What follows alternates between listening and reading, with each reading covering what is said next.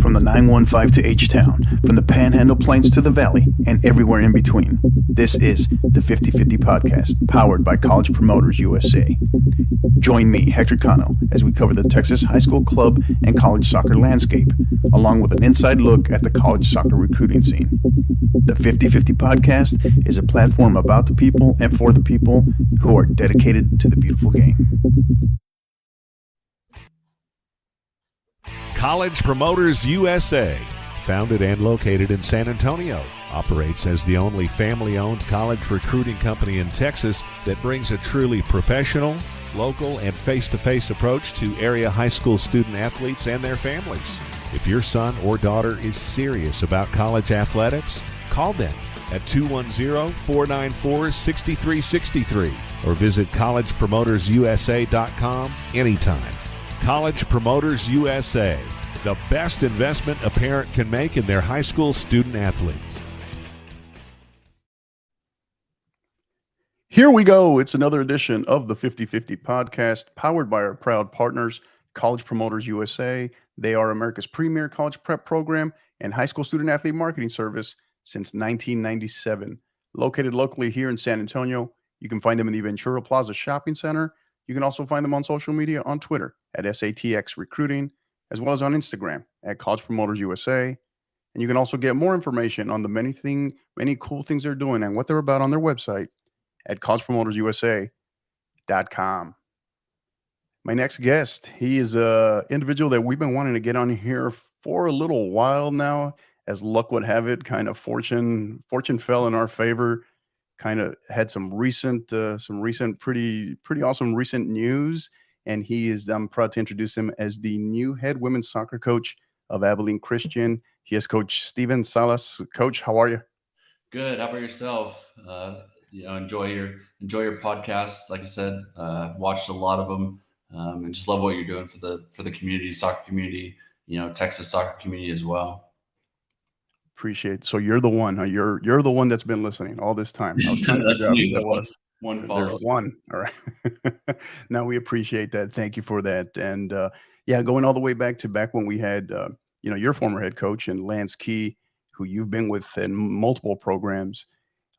He spoke the world of you, and I know he was talking to me. It's like, this is a guy you definitely want to have on at some point, and that was the case. And things just kind of fell. The timing was right. So we appreciate you being here. We're lucky to have you here. We're grateful for it, especially in your new official role as head coach. And we'll dive into that a little bit more in a minute. But before we begin, kind of want to start the show a little differently in light of, the recent somber news, the passing of Pele earlier today,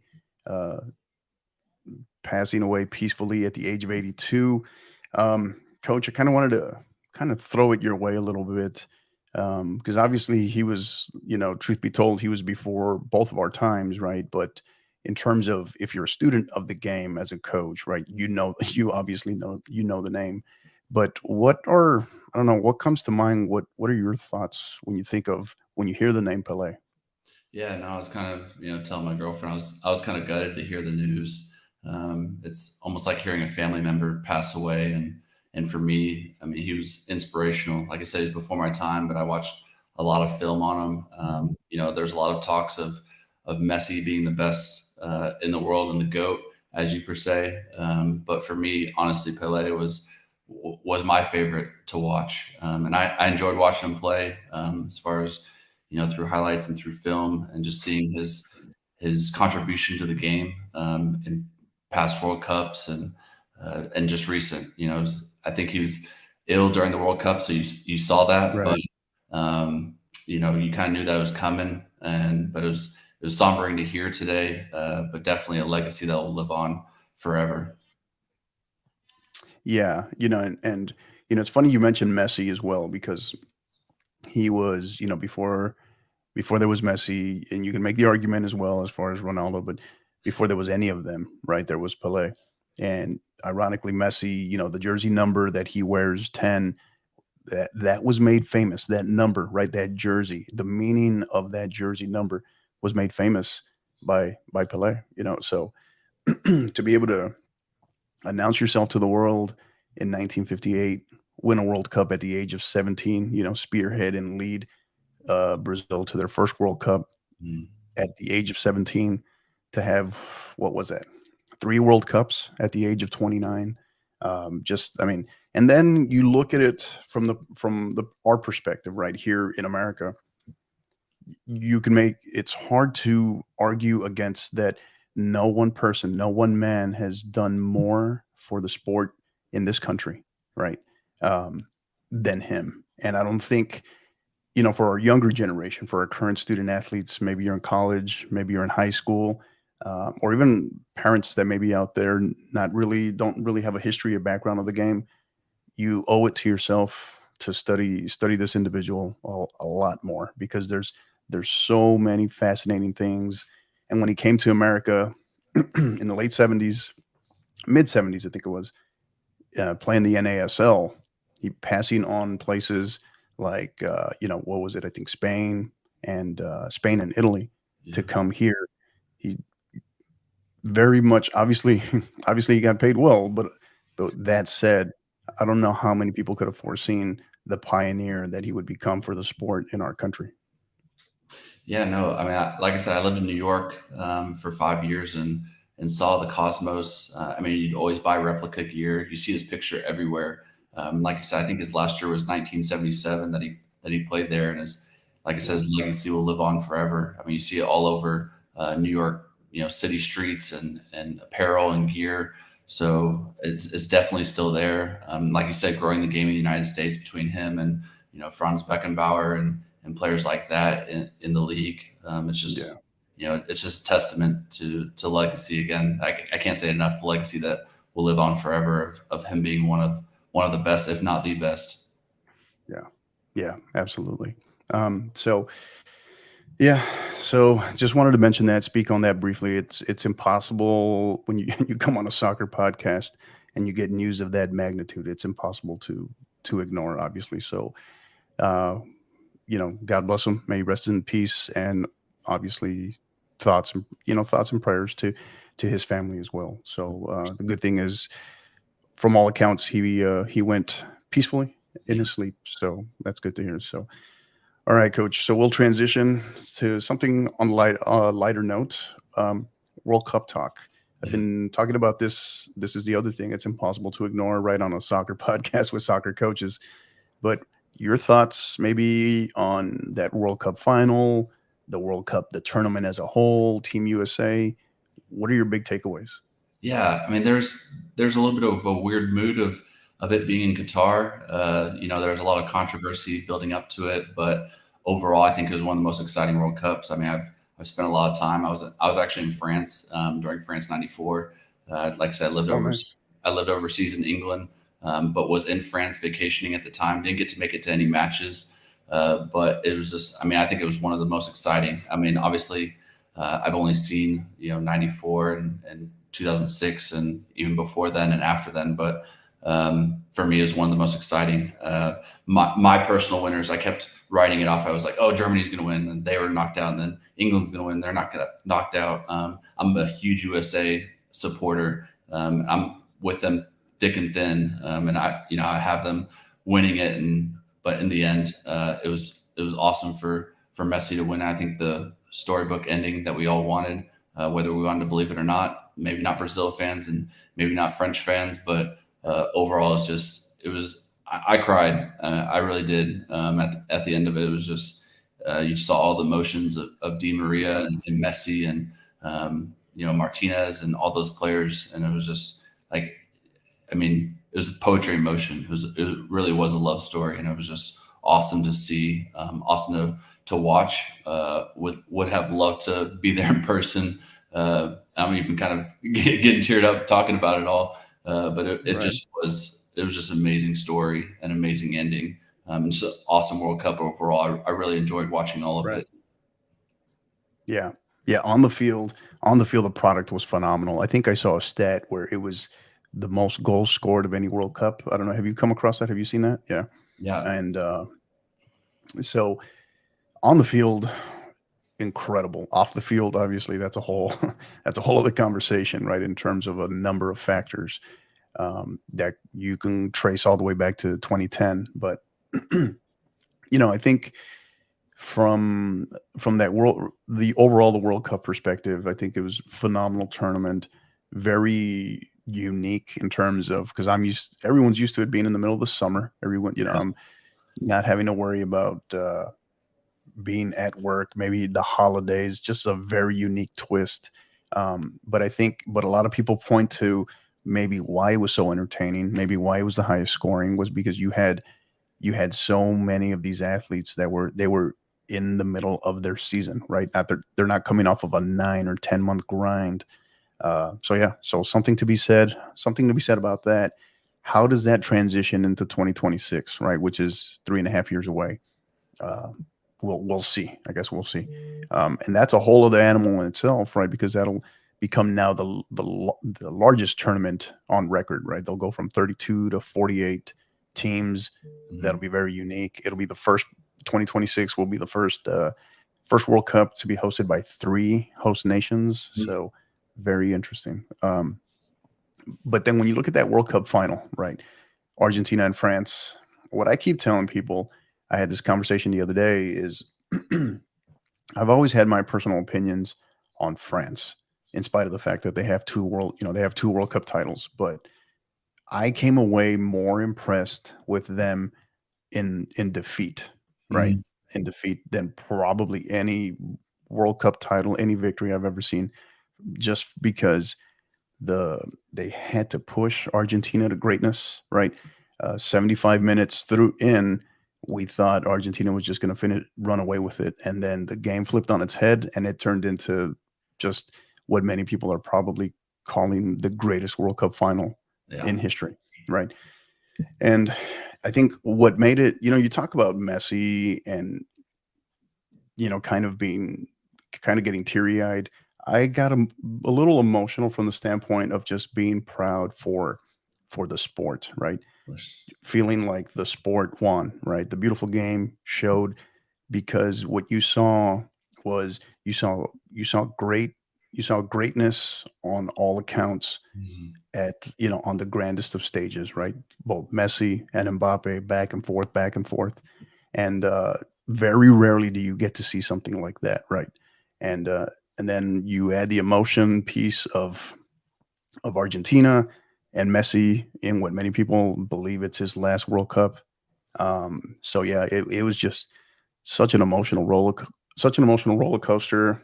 And you didn't even if you didn't have a dog in the fight in terms of France, Argentina, even if you're not a soccer person, it just had so many people emotionally invested. Yeah, no, I mean, I was impressed that the French fought as hard as they did with players like Pogba and Benzema and Conte out. I mean, they had. I think I was looking at their list. They had like at least 6 to 8 players that were out injured. So, and I still thought that they were deeper than Argentina going into the final. So that's kind of why I thought that France might prevail.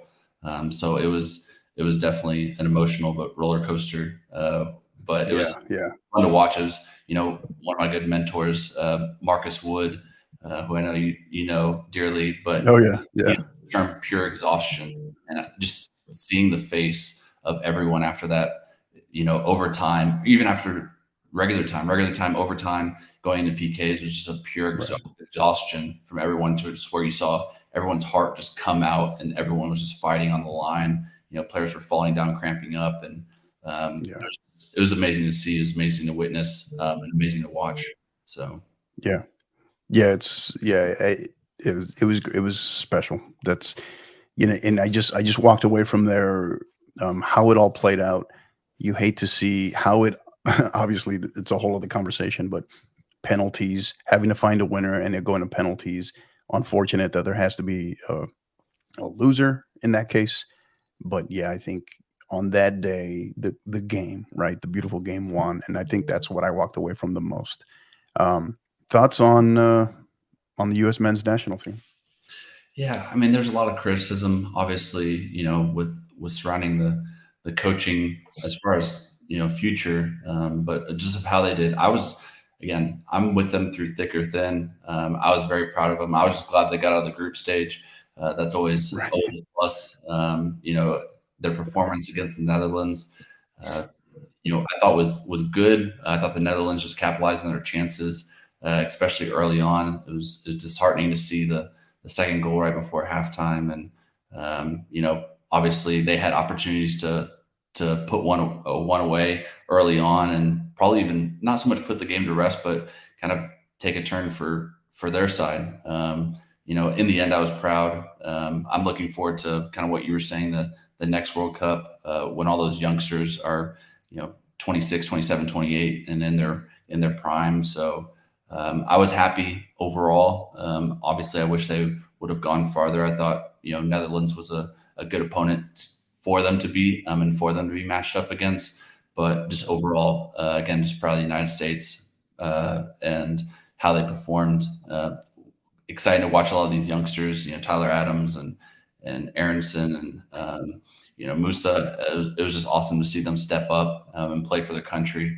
I think there was a lot of skepticism of just the results leading up to that, if they would do well or not. Right. But I mean, USA, they always step up. They're always ready to play. And I was very proud overall. And like I said, excited for the next World Cup. Saving some pennies in my savings account for some tickets as well. So making sure Yeah. that I'm saving up over the next 4 years to buy some World Cup tickets. Right. Well, make sure you save a little extra more, right? So this way you can take me with you. So Yeah. yeah, definitely looking forward to it.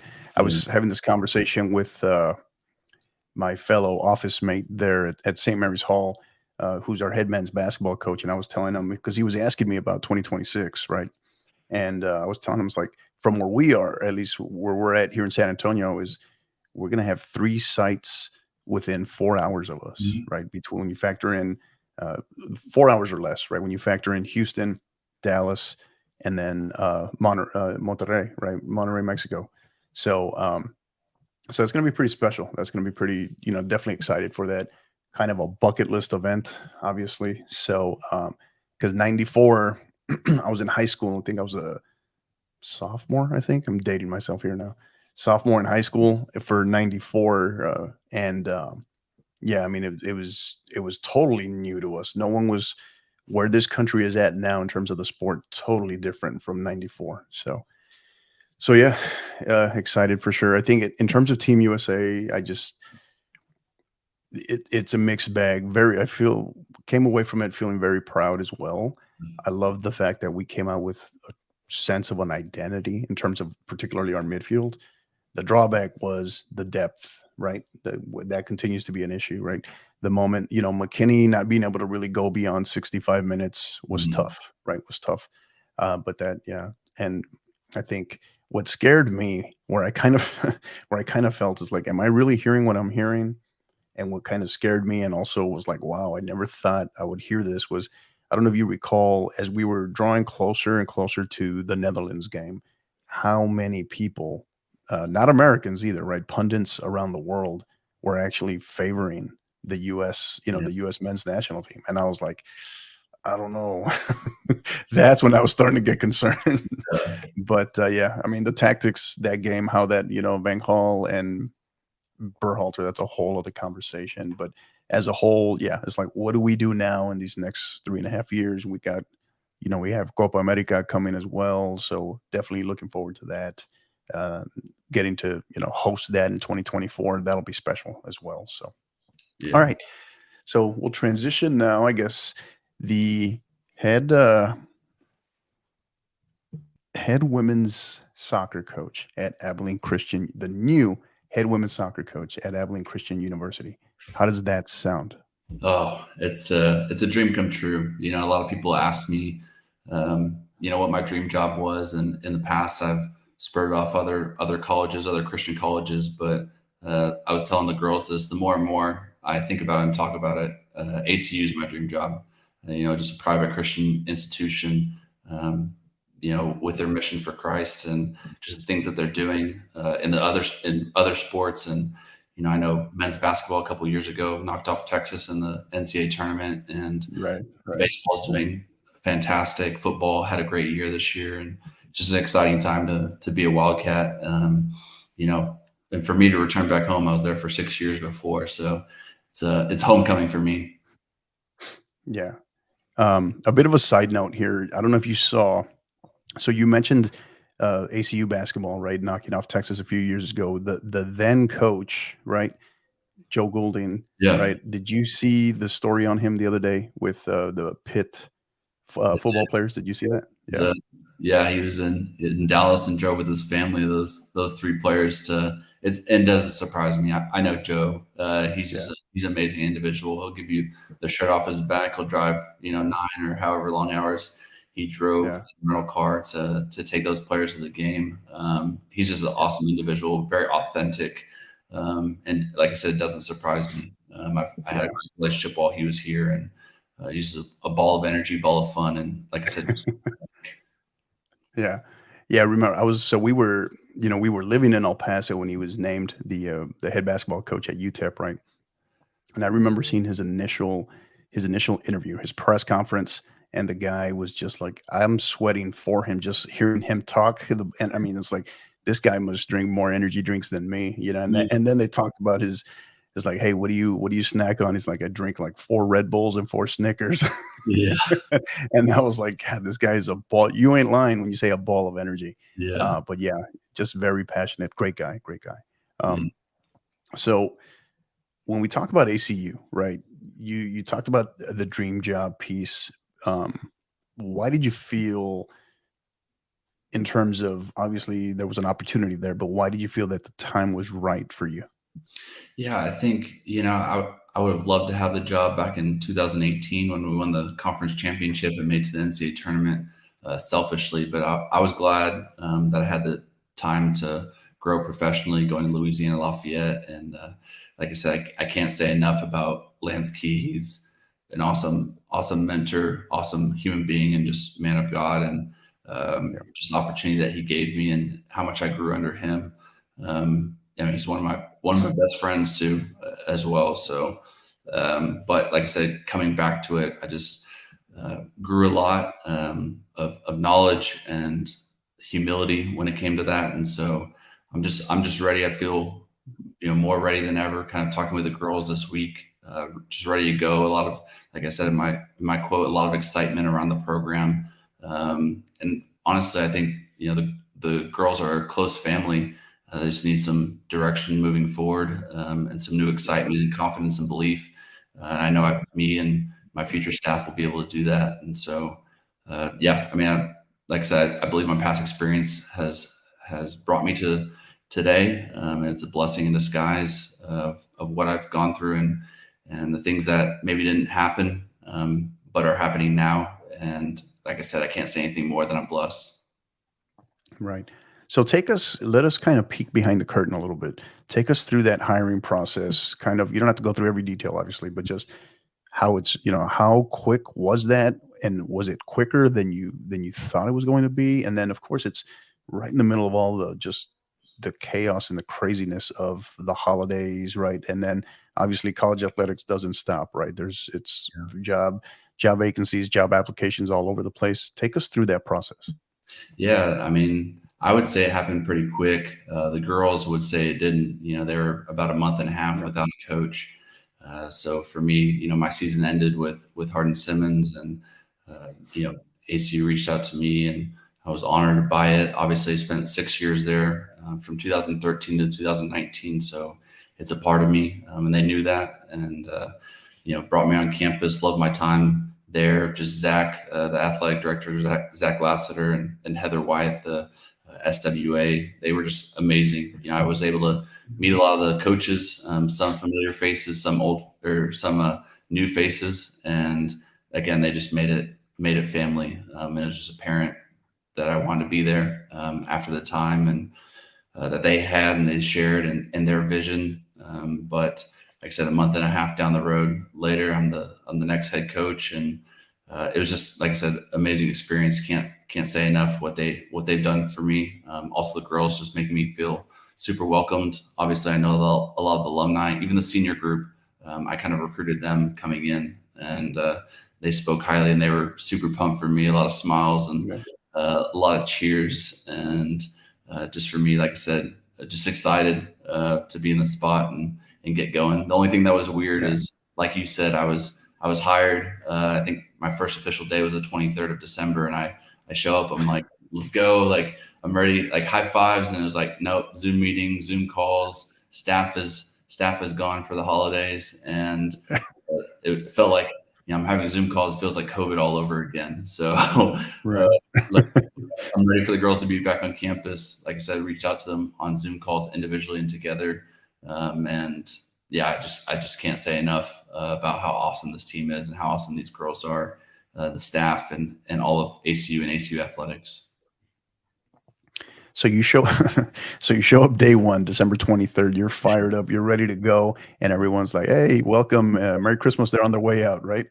Yeah, I'm sitting in the office saying, "Let's go," and there, it's snowing in Abilene. I'm like, "What is going on?" I think it was that day. It was like -6 wind chill, and it's just like, all right, well, here we are. And so I just made a lot of calls and acted like I was there and people were there around me. So I think I was the only one on campus, but time to get to work, and what better time than right before Christmas.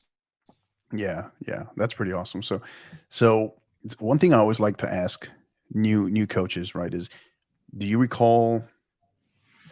Can you pinpoint the exact moment, or did you even have one? But if you did, can you recall the exact moment where it really hits you, like, this is okay, this is real? Sometimes it's, you get the business card that says you're the new head women's soccer coach at ACU. Sometimes it's the first conversation or the first time you introduce yourself, or a phone call, or you tell somebody. But did you have that moment, like, oh my God, I'm the new head coach now? Yeah, I think it was walking back into the facilities of, like I said, my homecoming, of walking back into the coaches' offices and team room. And like I said, on December 23rd, whenever it's -6 out, wind chill, as I'm walking to the office and just, seeing the halls and just remembering and reminiscing of old times, of old championships and players. And like you said, kind of making that first phone call of calling up assistant coach candidates and saying, "Hey, you want to come join me?" It was yeah, I think just that title of head coach, it's just crazy to hear, but like I said, blessed. And that's when it hit. That's when it hit me. Wasn't sure if it was frostbite or if it was just seeing that title.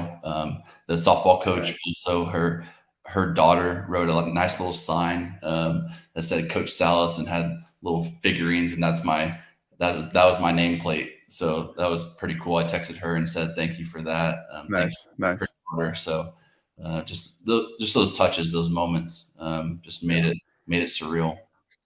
Yeah. Now, don't want to be Debbie Downer here, right? But on the flip side, right, you get the great news initially. Now you got to go, and obviously Lance, unbelievable gentleman, unbelievable guy, great man. But now you got to go tell him, and now you got to go tell a whole other team, right, that you're leaving, right? How was, obviously you don't have to take us through the details, but how was that? Anything like what you expected? Was that more difficult? Maybe it's just a little easier than you thought, not in terms of you didn't care, but they took it better than you expected. How does that play out? What are the dynamics like there? Yeah, I think, I wasn't ready for that. Just the Hardin Simmons girls have been awesome. Selfishly wish I was with them for much longer. It was the same thing with every program I've left. I wish, I could take them all with me. Right. And then just for Lance, like I said, he's been a mentor, discipled me, a friend, a father figure as well. And so, it's not goodbye. We're literally a mile down the road. But at the same time, it's just, it was a little bit surreal calling him up and just giving them news. I know he's excited for me, but he also didn't want me to leave him. We've worked together for 4 years and gone through a lot of awesome times and a lot of tough times. But, we had a successful year with Hardin Simmons, and going back to my old alma mater. I think that was the hardest thing for me. Was I was excited to be back at Hardin Simmons this past year, but it was hard for me to leave again. But like I said, I'm a mile and a half down the road and be watching them, be cheering for them. Lance Key's Yeah, doing amazing things with that program, and picking up no doubt. Yeah. where what he left off. So yeah, it was tough, but I'll definitely be reaching out to him. And he doesn't drink coffee; he's a tea drinker. Having All some right. tea. But yeah, I can't say enough amazing things about Lance, and it was great to hear him speak highly of me, and I reiterate that towards him. Yeah. Yeah. Yeah. And I mean, obviously, that's not to no surprise there in terms of Lance's perspective. But yeah, yeah. I mean, I guess that is the other blessing in this, right? For you is like that doesn't require a big move, and you have to get the moving truck and all of that. You're right, right down the road. And me having lived in Abilene for 6 months, I know how close those campuses are. And Abilene is obviously only so big. So yeah, so that's pretty cool. That's kind of Yeah, a side perk, I guess. So you mentioned 2018, right? And going back to Louisiana, and then your time recently with Lance at Hard Simmons. But how has all of your previous experience, right? How has that prepared you for this moment now? How do you feel that's prepared you?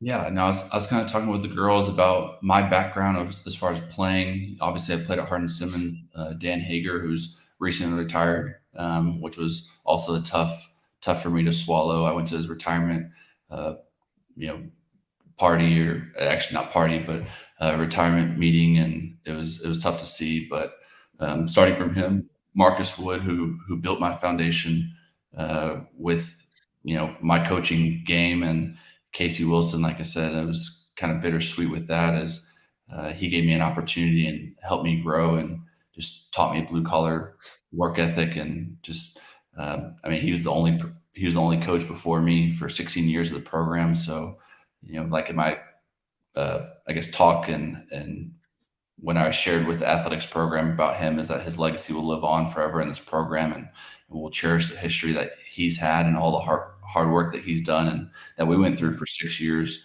And then, like I said, my time with Lance, of just growing as a professional, and as a coach. Like I owe it all to all three and all four of those guys, and really prepared me to be in this position and confident in this position of I guess riding the ship of ACU. Like I said, I was here in 2018, and we were 15-6, made to the NCAA tournament, and then won a conference championship, and thought we were on a great trajectory, and just looking to get them back on that trajectory right away and as soon as possible. And that's kind of why I told to the girls and spoke to the girls as far as my background, but also my vision for ACU Mhm. soccer.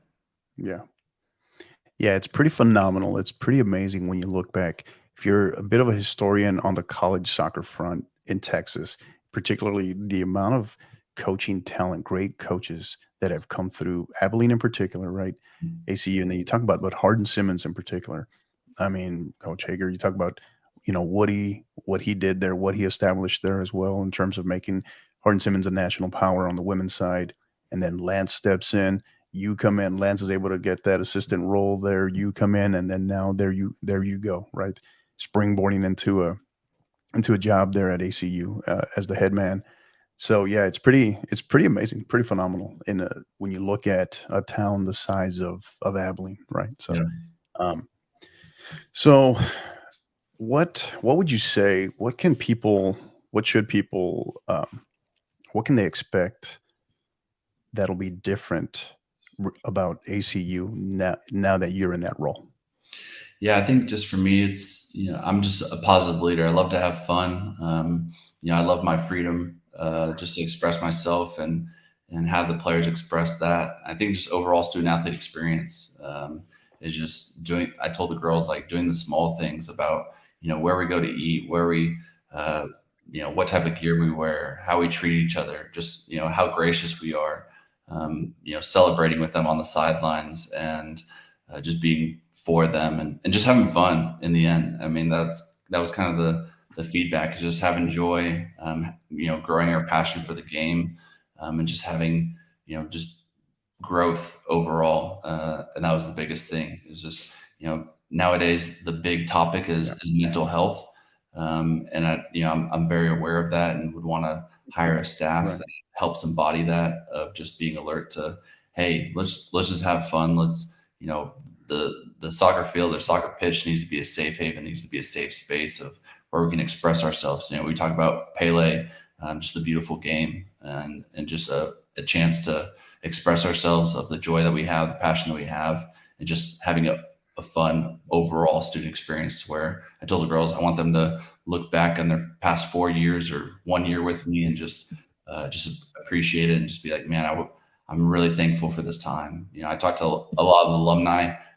Yeah, they feel the same way, just of how I continue to pour into them, and how they're excited for me.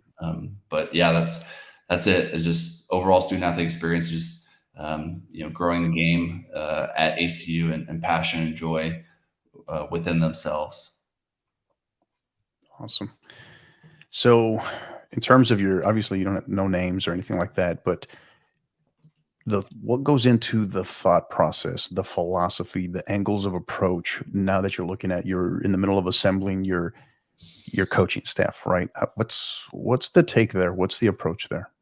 Yeah, I told the girls this again.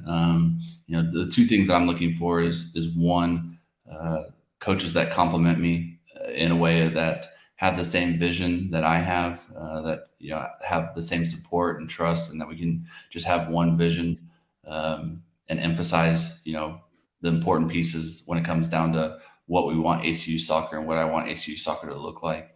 Uh, at the same time, picking me up where I need to, whether it's weaknesses or areas that I can delegate in. Some pieces that I've said is just continuing to have joy, just being excitement for the girls, just being a strong leader as well.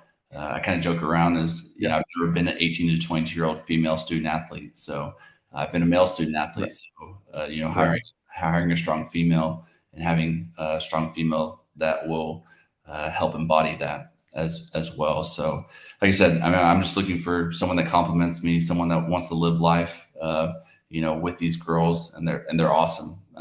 They're so awesome. I can't say that enough. And just like I said, just has fun, and wants to lead, and wants to pour into these girls.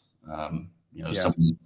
Someone that's unselfish, and that I can trust. And for me too, I want to be unselfish. I want a coach that can come in for a year and I can pour into, and they can be a head coach, or they can be a future Right. assistant coach somewhere else. So I want to be able to pour into them as well. And that's what I've said with the candidates I've talked to so far. Yeah, it's always been excuse me, the the roles, just studying, it's been something that's always fascinated me. It was something that I wrote a key paper on, key research piece on in my master's, was the study of the dynamics of coaching staffs, right? Mhm. Beyond the head coach, and how the complementary pieces, you don't want people that necessarily think exactly the same experiences, same backgrounds, right? How they balance each other out, but with that same vision, obviously, all on the same bus, headed in the same direction. Mhm. It's always been a fascinating piece, something that to this day I always like to just observe and study. I think it's very very much underrated, I think. Um, so the spring, thoughts on the spring, like where do you even begin? Obviously you've already been working there, but where do you begin in terms of tackling the spring? You haven't even had really chance to meet your girls in person yet, your team in person yet. And then where will you be in showcases this spring? What can you share? Yeah, no. I guess for the spring, it's just organizing it. Like I told the girls, I think the biggest thing is team building. It's just building a strong foundation. I think there's a difference between team building and team bonding. Team bonding, the Right. girls are a tight knit family. They're an awesome group, and that'll come naturally. But at the same time, just focusing on being intentional with building the team. Something I told the girls, as far as having them create their identity. I could tell them, hey, I want them to be hard nosed. I want them to win balls in the air. I want them to be direct. And then they're like, well, no, I don't, we're not direct. We want to keep possession. We want to do this. So, just having meetings with them, and just finding out our own identity and what we want our identity to be. And then just for me to keep them accountable to that, and them for, to keep me accountable in it as well. Of, if we want to keep possession and we are doing something a different style, then being able to change that. And so they're bought into it. They're all in, and I'm excited to start working with them in the spring. Working on some spring games. Don't have any set right now. Maybe a future matchup with Gibbs and UTEP. Maybe, hopefully. And then, just as far as showcases, I like to be at everything. I like to encompass all things. I know, some coaches will say this or not, but I'm going to be at the ECNL showcase. I'll be at the ECNLRL. But I'm going to go to all the high school stuff too. I think that's, I'm big on Texas high school soccer, and I've poured a lot. Sorry, had to share that one. Sorry. Hey, of course. Big on Texas high school soccer. Go give it to you again. There we go. All right. For me, I'm going to be going to showcases, whether it's Georgetown, whether it's other showcases in and around the state. The only thing weird is obviously that dead period that I have to wait till January 5th for Division I soccer. But I mean, I plan on covering the state in Texas high school soccer. And at our school, we will recruit nationally and internationally. But in the end, I heard Gibbs say this too. I want to keep them local, and keep them around. We recruit from all cities in Texas, have a lot of deep roots in all those. And you can look at our roster, and we have about every major city in Texas, and even some from around, non-major cities and towns. So I'll definitely be at everything. Definitely want recruits to reach out. I just love building relationships too, whether they come to ACU or not. I still have a lot of great relationships with girls that didn't choose the school that I was at, that I still say hi to, and hi to their families as well. Right. Yeah. Well, hey, I'm excited to hear you say that, just in general, in terms of locally, regionally, but also Texas high school soccer, because I think there's a lot to be appreciated there as well. If you watch it enough, I think it's very unique at the state from the high school perspective within our state, because our state it's so big that you can actually see different styles of play, different personalities within different regions of the state, right? So there's something to be said, and we get it in terms of college coaches can only go so many places. We get all that, but I think it's something that is a breath of fresh air when you're hearing a D1 head coach talk about attending and recruiting Texas high school soccer events. And as you know, just right down the road, you're talking about one of the top 3 hotbeds in the nation, right there in DFW as well. So, what, from your perspective, I'm just kind of curious, what have you noticed in the past, or I don't know how much you've had a chance to attend or watch, or what you hear, what you see on social media? What do you piece together? What is your take on the state of Texas high school soccer as it stands right now? Yeah, no, I'm just watching.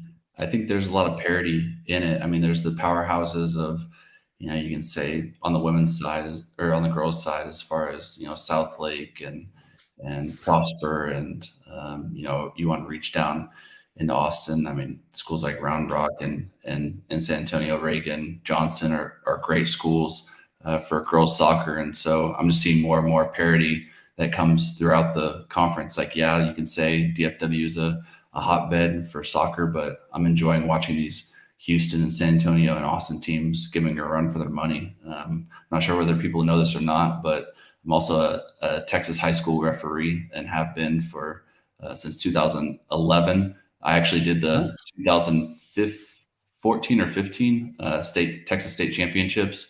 I wasn't allowed to do the girls' side, did the guys' side. Right. But like I said, any way that I can serve Texas high school soccer and Texas soccer, I'm definitely wanting to give back, but recruit. So I think for me, it's just parity that I'm enjoying watching. Yes, I mean, the South Lake teams are always going to be great teams, and whether it's the players that are coming out of that those youngsters from Solar and other schools like that are running running away with it, but it's just fun watching the competition. I love club soccer. I love those opportunities, but there's something that Texas high school soccer that you can't replicate in the club level. It's just competing for your school and that pride. I loved doing it for my own school. Had a lot of passion, and so, like I said, for me, it's just awesome to watch players compete in the Texas high school, either state championships or playoffs, or even just districts. It's just a special time, special place, and I just love watching everyone compete. I keep up with it way too much, whether it's your ranking, people's rankings, or Right. I would honestly make my own rankings because I follow it way too much. Yeah. Oh, look at that. Yeah, so Yeah. it's Awesome. Learning all kinds of stuff. He's a pundit, and he's a certified referee. I like it. I like it. yeah. Awesome. So Yeah, I think the other piece too is obviously you hit on the big metro areas in the state, right? But you even you can even talk about the West Texas, Midland, Odessa, what you have there in down in the valley, and then Gibbs is going to love me for this one, but way out in far West Texas, right? Out in El Paso, that area is like way way overlooked yeah, way too much. So yes, I think that's those places there's talent there, and there's a significantly different style of play that you'll notice as well, which is interesting, very interesting. So, all right, Coach, we're getting ready to segue here. Our last question here for you: yeah. How will you define success for the 2023 ACU Wildcats? Yeah. Oh, that's a good question. I think for me, just overall, it's just having confidence in our ability, confidence in our play, and joy of fighting for one another. I told the Wildcats, I told them I just want to be able to cultivate a family atmosphere to where they want to fight for each other. You might not like your family on the day, but you love them in the end and overall. So for me, is just going out there competing, being confident in our ability, loving one another. I don't think we use that word enough, but the word love, but just loving one another, and then just like competing in the WAC. I think we've moved from the Southland to the WAC, and the WAC's very competitive. We had two schools that made the NCAA tournament, and it's going to be a very tough conference. And actually, and then I mean, for me, it's just there's a lot of parity in the league, but we have to go out there and compete. And so I'm looking forward to leading them, but also excited for them to be able to express themselves. And again, going back onto it, I just want to, with Pele of playing the beautiful game, I just want people to watch us play and be like, yeah, that's a beautiful game that they play, and just enjoy watching them. And I want the players to enjoy playing for me and for my style of play, and for it to be a fun product to watch and play on the field. Yeah. Awesome. Well said. He is Coach Steven Salas, the head women's soccer coach, the new head women's soccer coach of Abilene Christian University. Coach, don't go anywhere. We'll be right back. We'll have some fun with you, not at your expense, but we'll have some fun with you right on Counterattack. Don't go anywhere. We'll be right back after a quick word from our sponsor. College Promoters USA, founded and located in San Antonio, operates as the only family-owned college recruiting company in Texas that brings a truly professional, local, and face-to-face approach to area high school student athletes and their families. As the lead sponsor and proud supporter of the 50/50 podcast, alongside Coach Hector Cano, College Promoters is proud to be elevating its support for the college soccer recruiting process more than any other service in the country. If your son or daughter is serious about competing in college soccer, call College Promoters USA directly at 210-494-6363 or visit collegepromotersusa.com anytime. College Promoters USA, the best investment a parent can make in their high school student athlete.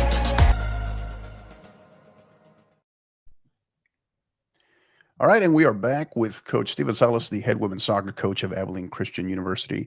All right, Coach, it is counterattack time. But before we do that, and I start picking on you a little bit, want to talk about our good friends at Gipper. So Gipper, who we've been working with now for going on 6 months in terms of our graphics, They're doing some amazing stuff and love what they are about. Gipper's a way of schools, athletic departments, and ADs and coaches can create world class marketing content. Join 2,500 coaches and ADs and use Gipper to create high quality visual branded graphics for your program. The best part, anyone can do it in seconds on any device without needing any design experience whatsoever. If you do have significant experience and you are what they call a power user, you'll be able to realize, you'll be able to unlock that there are so many awesome things that you can do with their services, as well as their mobile app that it's been around now, I think, for about a month and a half, maybe 2 months. Um, but if you're interested and you want to save money, listeners of the 50/50 podcast, you can receive 10% off any first time Gipper purchase. That's an annual package. You can save 10%. Go to gipper.com/partner/5050. Again, that is gipper.com/partner/5050 to learn more. All right, Coach, you ready? Yeah, I got my Gipper right now. I was Oh, making look at you. the shameful plug. I got my, I was making some graphics for my ACU girls. So Tell us about that. How do you like the app, the mobile app? Has yeah, it taken no, you a little while to get used to? a little bit. I like to think that I'm a quick learner. It's good to be on the Mhm. road and be able to update graphics quickly, whether it's scores, whether it's birthdays. I told the girls I hate to miss a birthday, so I had to make sure that I made a Yeah. birthday graphic for our goalkeeper Sav, and so I was just yeah. I mean, it's an awesome tool, and I couldn't do it any way else, but it's definitely professionalized my graphic making when it comes to my program or anything else. Yeah, absolutely. Well said. That's uh, need I say more? Yeah. Right? Need I say more? So yeah. All right.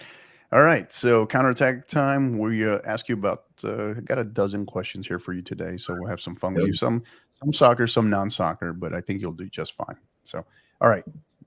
VAR, VAR, whatever you want to call it. Yes or no? Yes. Yeah. I mean, I like a truthful look. I think it's tough whenever it slows it down. There's obviously advantages and disadvantages, but yes to VAR. We got to get it right. What is that you can recall? What is the one call? And maybe it didn't involve VAR, but what is the one call that you firmly disagree with? You think they got wrong at some point during the World Cup? Maybe it was the World Cup final, right? We saw whether it was who was it Tim Weah's kneecap or my man, French center back keeping keeping the Argentine forward on by, I guess, what turned out to be his butt. I guess apparently, right? What are your thoughts on that? I think it Any was. one decision stand out? I think it was the butt call. I think it was the butt call. Yeah, I think for yeah, me, it was just the offsides line of like you kind of see it go through the armpit, or like you're not yeah. really sure. I think that's it. But I think they also got it right on the Japan one where the ball seemed like it was up, Mhm. but you can kind of see that little fraction. So Yeah, I think it was yeah. just offsides line. Yeah, I was back and forth on that one for I think about a day or two before I finally was like, okay, yeah, I guess I could see it. I could see it. But I think the one I vehemently disagree with was if you recall in the final was that first penalty that was awarded for Argentina on Di Maria, Hmm. right? I don't know when you see. I was just like, how can you not go to VAR on that? That was to me that was extremely soft, especially in a World Cup final. Yeah. And when they slowed it down days later, I mean, he trips on himself over himself. So yeah, that was for me. That was the one. No, Yeah, I think that's yeah, good. yeah. So, all right, next one. Favorite number. We were talking about jersey numbers earlier. Favorite number and why? I just got to go with my heart. It's been 11. It's 11. It's just a number that I wore for a very long time. My sister wore it as well in the club scene. I don't really have a why. I just from 11 years old I had it, and then all the way up through my club when I was 18 I had it, and it was just special to me that my sister, younger sister, took over doing the same thing in club and in high school. So 11 is it. Again, no reason, but just very appreciative of my sister to carry on the legacy. And my brother picked 12 after that, so I was like, okay. It's got to be the contrarian, right? Yeah. All right. Well, at least he didn't go 00. I think that would have really been, so. Yeah. All right.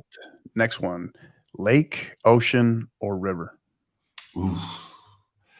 I think this answer's changed over the years. It used to be river, but now it's ocean. I spent some time in California this summer and just saw the sunsets in the ocean down in Orange County and in Newport Beach area, and definitely have to go with ocean. My old assistant Cheyenne Spade will love that one because she's at Long Beach State now. But yeah, definitely Oh, ocean. nice. All right. Bucket list destination. Place you got to go before it's a wrap.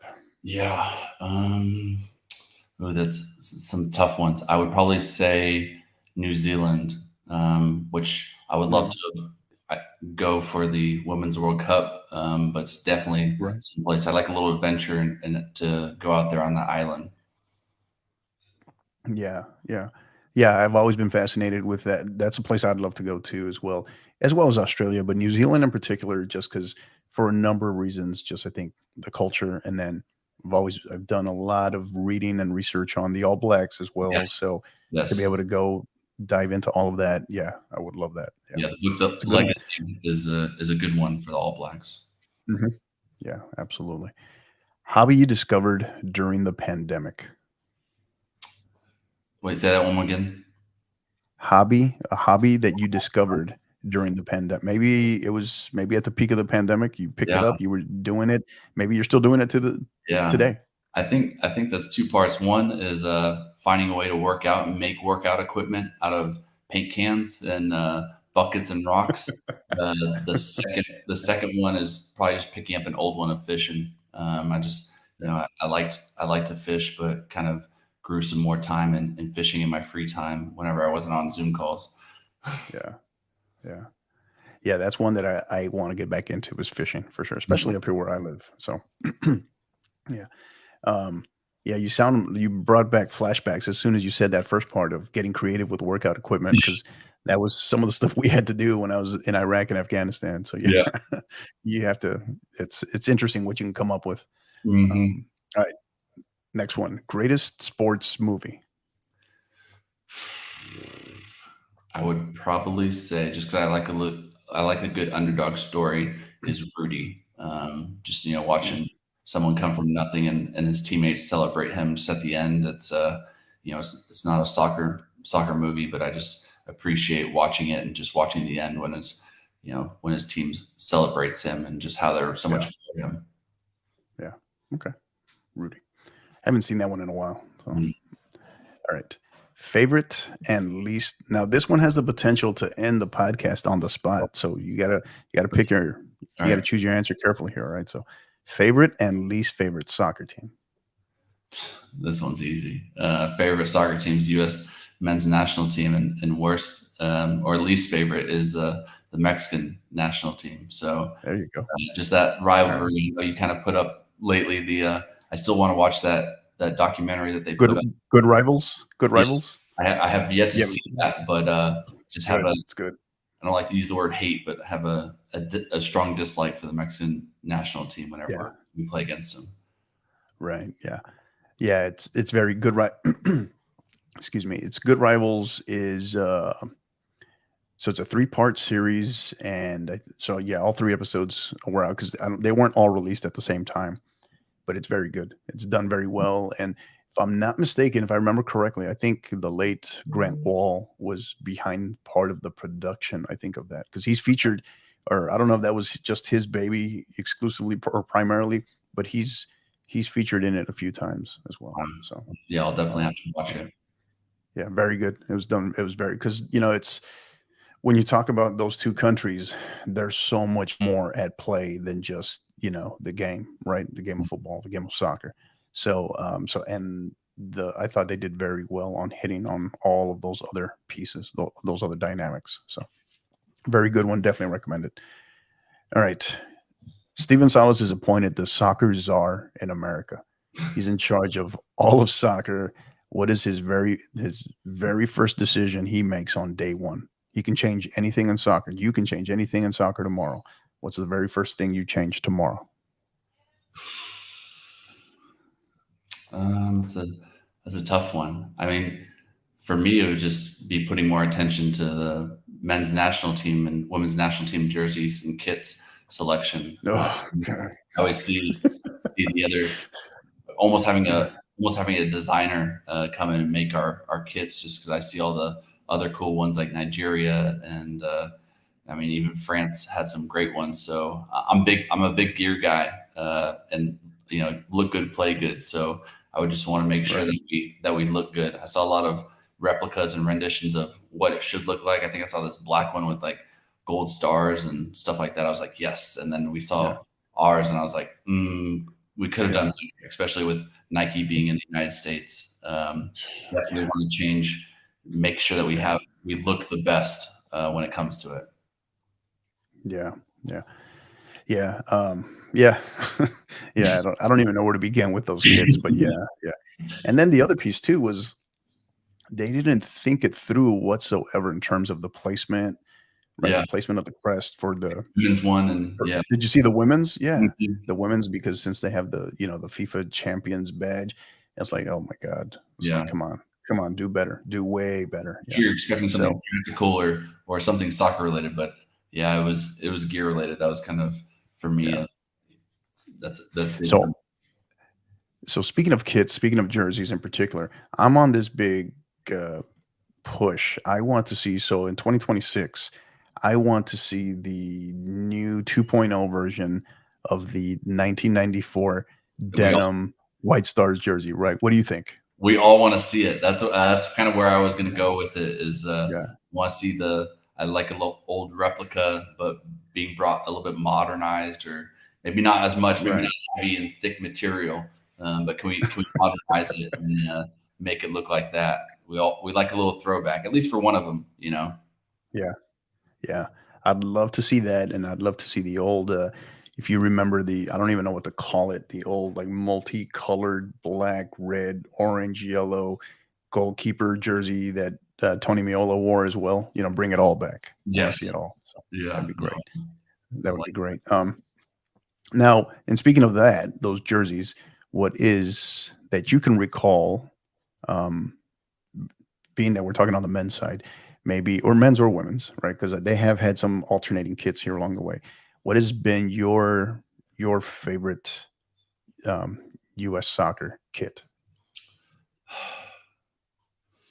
in recent, like the recent era, right? Man, I think I have to give it to '94, the '94 World Cup. I think that's it. I think Hmm. also for me, even though it was a little less intricate, is the just because we did so well was the stripe across the chest. I think in 2010 it was just kind of iconic for me. The sash that runs across. Yeah. I appreciated that one, but I still think it's the '94. Hmm. There's probably some better, more well done ones that were put together and a little bit more modern, but it's Yeah. just something for me. Is just America's big and loud and crazy and obnoxious, so Yeah. that paints the picture of the United States. Yeah. I've always been partial to my personal favorite outside of the denim has been when the denim is a little different because that kind of strikes back on the last time we hosted a World Cup, right? So there's some nostalgia there. But my personal favorite, I think one of the cleanest, simplest but cleanest ones has been I don't know if you recall the 2013 the Centennial jersey. Do you remember where it had the very distinct different crest that was just the red and white bars and just the white stars at the top. I don't know if you remember that. Yeah, no, I do. Yeah. So that, or maybe I forget the year on the Where's Waldo. Remember the red and white striped, the Where's Waldo one? I don't know. That one grew on me. That one grew on me. But yeah. So anyway, sorry, we started talking about laundry here. So all right, next one. Game day as a coach, not as a player. Game day superstitions or rituals. Um, I'm not big into superstitions. I mean, I think for me, obviously, I do my prayer is important for me. So, just praying before a game, something that I always do. I think for me, the national anthem. I think Mm, it's when the national anthem plays, I'm just very proud of it and use that time to listen and be in prayer, and it always hits me. And that's kind of whenever the reality of, hey, this game's about to start, and just a momentous piece that it comes to it. One, throughout my body, and then two, of just saying, hey, this game's about to start. Let's go. So just listening to that national anthem, praying in the national anthem, praying over protection of our players and the opponents, and kind of just going into that. I think that's the biggest thing for me is just that national anthem. Most recent binge watch, show, series, Netflix, Prime Really Video, what have you? tough one. Anything? I'm in between. There's two of them. I don't watch a lot of TV, but Yellowstone is a big one. Nice. I just appreciate the rustic and cowboy way of life in Montana. And recently, I picked up Suits. I picked up the kind of an older one, and watching Suits. I'm not sure if you've seen that. It's about some lawyers. Yeah. And, Is that any good? Is that good? You recommend that? It's really witty. I just appreciate, it being. I'm big on making sure that television I'm putting in my brain and watching is positive. So I think those two shows are very positive and bring life to it. So I think Suits and Yellowstone. Yeah, big fan of Yellowstone. I'm in the middle. I just started the Jack Ryan series, the season 3 on was it on Prime, on Amazon Prime? So just started that. So yeah, big Tom Clancy guy. So I watched Reacher. People say that I look like Reacher, Jack Reacher, the new one. I get that a lot. So really, I just finished that one not too long ago. Nice. Okay. All right. Next one. In 3 words, we only give you 3 words here. Why do you coach? Oh, 3 words. That's tough. I would just have to use, just 3 simple phrases: just passion, joy, and love. I mean, that would be it. It wouldn't be so much of a phrase. It'd just be passion for the game, joy for the game, and love for those that I'm surrounded with, and a love for the game. Would be 3 words. That's a tough one, though. Yeah. Tough one. Yeah. That's why we limit you to 3 words, man. Yeah. All right, I got 2 questions left. You'll love this next one. Should Greg Berhalter remain the U.S. men's national team coach? You're gonna get me. And state why. I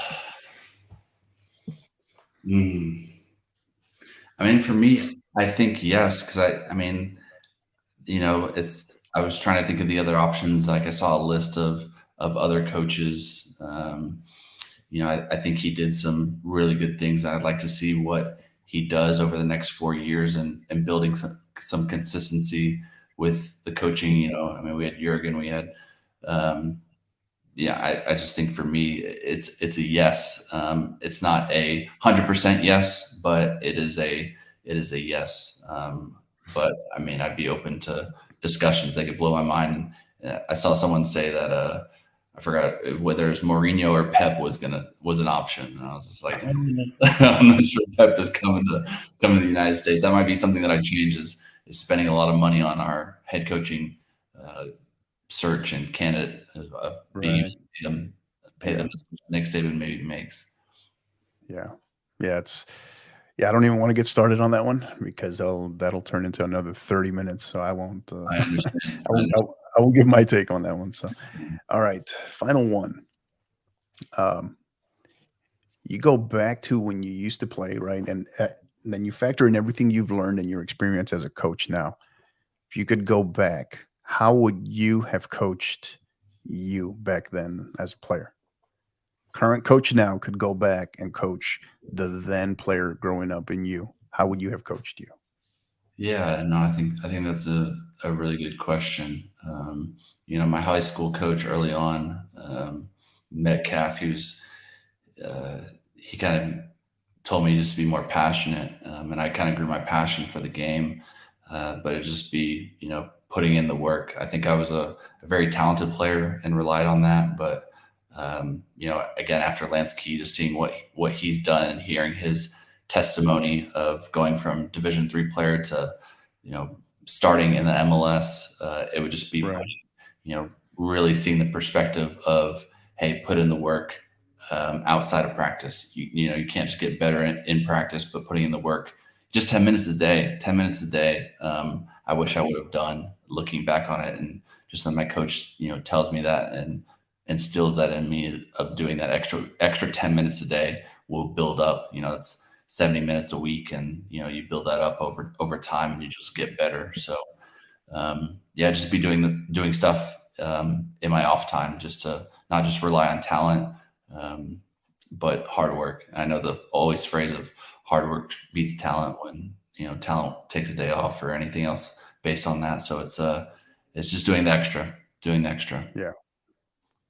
Yeah, and hearing you as soon as you were wrapping up with that, right, with the hard work piece, I thought about this a couple of episodes back. I shared this with a couple of coaches from Cattle Mills High School. Was one of my favorite quotes from a movie that I saw within the past year. Was, I don't know if you saw it. It was on Netflix. Adam Sandler's Hustle basketball movie. I Did you think see that? yeah, I think I did. It's been Yeah. a little bit, but Yeah.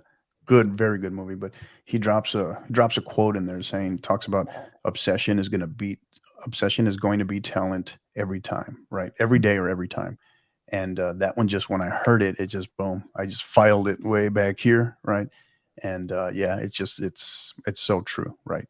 Because oftentimes, how many times have we seen it, right? In some of our more talented, more skilled, we're not going to say they're just naturally talented and skilled because they worked on their craft, but the more talented, the more skilled players, they kind of sometimes they cut corners or they take it easier. They don't try to seek that next level of greatness, of excellence. So yeah, so that just resonated with me because it's so true. It's so true. So, Coach, this has been awesome. I really appreciated having you here. This has been great. Finally getting you on. Excuse me, and I'm kind of glad we waited and it kind of played out the way it did. So to be able to have you on here now as you're appointed the new head women's soccer coach at Abilene Christian, could not be happier for you. Very proud of you, and appreciate your time and you being on here. But before we let you go, as is customary, we like to have we like to wrap up with final thoughts, Mhm. where you can share something that's on your mind regarding the game, shout outs, thank yous, anything you want to share, to wrap up with final thoughts. And since you are our guest, the floor is yours. Yeah, no, I would. I mean, I'm just grateful. One, for the people that poured into my life.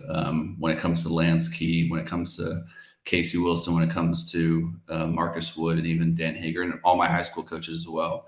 That's a big reason why I became a college coach, was just the inspiration, and I mean, of how much they poured into me, and I would want to do the same thing for the players that I'm amongst. G. Guerreri's another one too. That's been awesome. He's also a Hardin Simmons, not alumni, but he was a coach. So going back to Right. the Yeah. talent, Yeah. of Simmons, and then I mean, the last thing I would also say is you, Hector, is just I've watched your podcast grow and just how you've grown the game, especially in Texas high school soccer.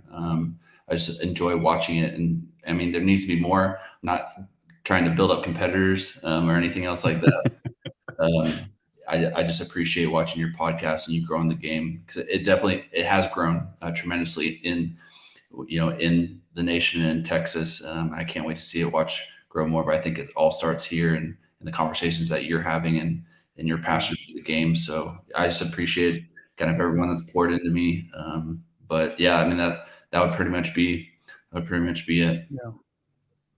And thank you for that. I appreciate the kind words. And yeah, I say it humbly, but somehow it's managed. In spite of all my efforts, it's managed to grow. And I always I share it regularly on here and there that how on earth we're being listened to in 42 different countries. I have no idea, but I'll pretend to take credit for it, even though I know I shouldn't. But yeah, I mean, thank you for being such a dedicated listener and supporter of the podcast as well. And just very excited for you in terms of this opportunity as well. So very excited to see this.